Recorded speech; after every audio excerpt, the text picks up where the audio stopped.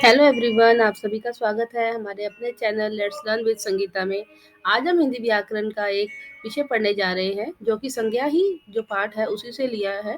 तो जिसने संज्ञा की वीडियो नहीं देखी है तो वो डिटेल में अगर देखना चाहता है तो वो दूसरी वीडियो देख सकता है।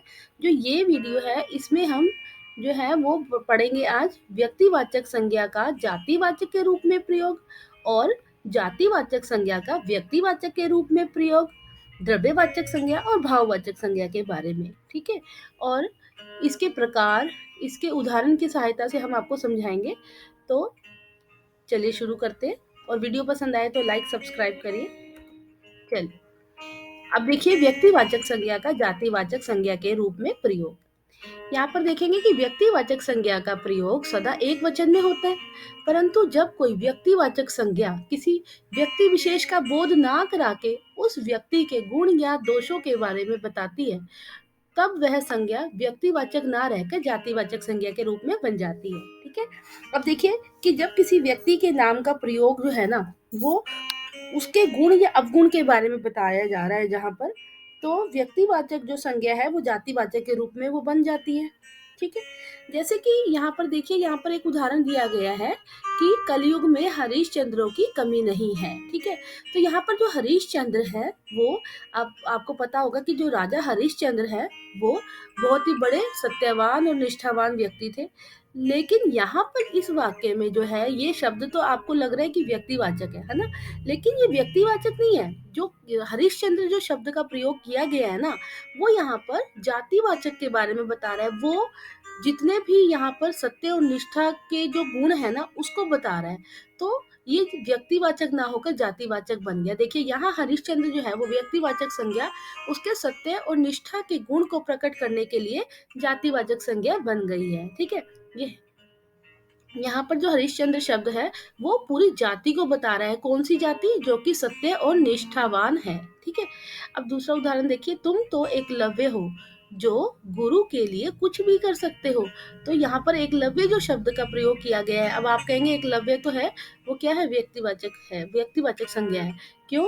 क्योंकि एकलव्य एक व्यक्ति का नाम है। ठीक है, लेकिन यहाँ पर जो है एकलव्य जो शब्द है वो व्यक्तिवाचक संज्ञा होते हुए भी उसके जो गुरु भक्ति है उसके गुण को प्रकट कर रहा है। ठीक है, तो इसीलिए जो और भी जो लोग हैं ना गुरु भक्ति वाले, उनको उसने एकलव्य बोल दिया है। ठीक है, कि तुम तो एकलव्य हो जो गुरु के लिए कुछ भी कर सकते हो।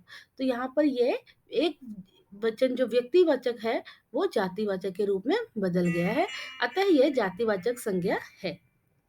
समझ आ गई यहाँ पर दोनों, कि हरिश्चंद्र जो शब्द है वो भी व्यक्तिवाचक है, लेकिन यहाँ पर इस वाक्य में इसको जातिवाचक के रूप में लिया गया है क्योंकि ये जो है वो उसके गुणों को बता रहा है। और यहाँ पर जो एकलव्य शब्द है वो भी व्यक्तिवाचक है, परंतु यहाँ पर उसके ये गुरु भक्ति के गुण को बता रहा है, तो इसीलिए ये जातिवाचक में बदल गया है।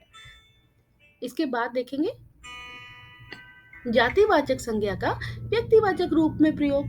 अब जो जातिवाचक संज्ञा है, जातिवाचक संज्ञा क्या हो गई?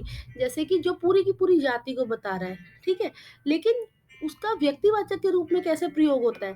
कि जब कोई जातिवाचक संज्ञा किसी विशेष व्यक्ति के लिए उपयुक्त होती है, तब उसे जो है वो हम जातिवाचक संज्ञा होते हुए व्यक्तिवाचक संज्ञा वो बन जाती है।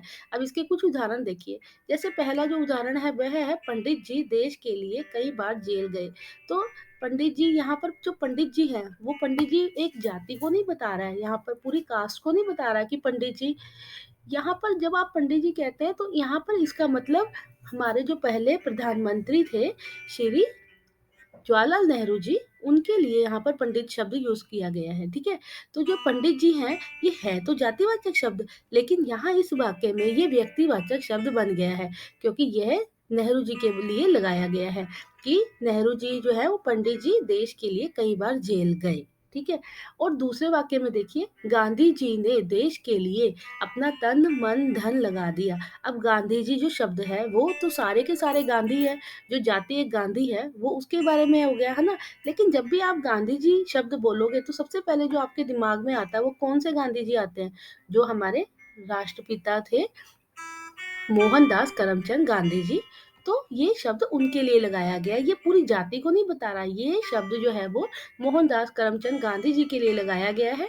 तो यहाँ पर जो ये शब्द है, पंडित जी है और गांधी जी शब्द है, वो जातिवाचक होते हुए भी व्यक्ति विशेष अथवा पंडित जवाहरलाल नेहरू और महात्मा गांधी के लिए प्रयुक्त हुए हैं।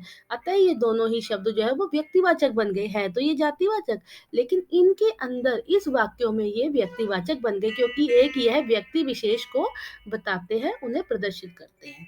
ठीक है, समझ आ गई यहाँ तक? अब आगे देखिए कि जब कभी द्रव्यवाचक जो संज्ञा शब्द है वो बहुवचन के रूप में द्रव्य के प्रकारों का बोध कराती हैं, तो वे जातिवाचक संज्ञा बन जाती हैं। अब कैसे, इसका उदाहरण देखिए, यह है फर्नीचर, कई प्रकार की लकड़ियों से बना हुआ है। तो जो फर्नीचर शब्द है, ठीक है, ये क्या है, ये जातिवाचक संज्ञा बन गया। कैसे? क्योंकि ये कई प्रकार की लकड़ियों से बना हुआ है। और नंबर 2 देखिए, जब कभी भाववाचक संज्ञा शब्द बहुवचन में प्रयोग होती है, तो वह जातिवाचक संज्ञा बन जाती है। कैसे? जैसे नंबर पहला है बुराइयों से बचे, तो बुराई क्या है, एक भाववाचक संज्ञा है ना। लेकिन यहाँ पर जो बुराइयों से बचे का मतलब हो गया कि हमें सारी कुरीतियों से बचना चाहिए, तो कुरीतियां जो है वो जातिवाचक हो गया। सारी की बुराइयों का मतलब हो गया कि सारी की सारी बुराइयां हो गई, तो ये एक जाति को बता रहा है। ठीक है, अब नंबर दूसरा जो है ख, हमारी दूरियां बढ़ती जा रही हैं। तो जो दूरियां हैं वो भी एक भाव है ना, हम देख नहीं सकते इसको, सिर्फ फील कर सकते हैं। लेकिन जो इस वाक्य में इस शब्द का प्रयोग किया गया है दूरियों का, ये पूरी जाति को बता रहा है कि दूरी कितनी भी दूरी हो सकती है। ठीक है, सारी की सारी दूरियां उसमें आ जाती हैं कि हमारी दूरियां बढ़ती जा रही हैं। ठीक है, तो यहाँ पर जो है ये इसको दूरियां बढ़ती जा रही हैं, ये भी एक जातिवाचक संज्ञा बन गया है। जैसे कि बुराइयों से बचे एक जातिवाचक संज्ञा है। तो मुझे आशा है कि आपको ये समझ आ गया होगा, और अगर आपको वीडियो पसंद आई है तो प्लीज़ इसे लाइक सब्सक्राइब ज़रूर करिए। ठीक है, तब तक के लिए सब्सक्राइब इसीलिए किया जाता है ताकि आपको जो अगली नोटिफिकेशन है वो इजीली मिल जाए, तो सब्सक्राइब करिए। Thank you for watching, bye.